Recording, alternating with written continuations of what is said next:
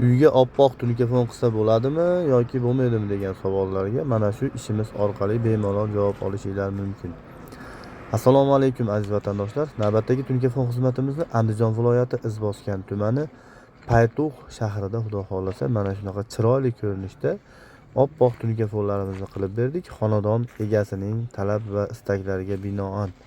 Xonadonimiz haqiqatda go'zal holatda yakuniga yetkazib berildi.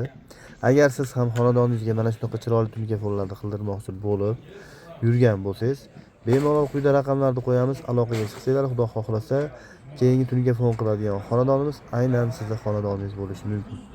Eslatib o'tamiz, bu xonadonimizga 28 million so'm summa ketdi. 1 kvadrat tulkamizni atigi 140 ming so'mdan qilib berganmiz. Siz ham xonadoningizga mana shunaqa chiroyli tulkafon qildirmoqchi bo'lib yurgan bo'lsangiz, aloqaga chiqinglar.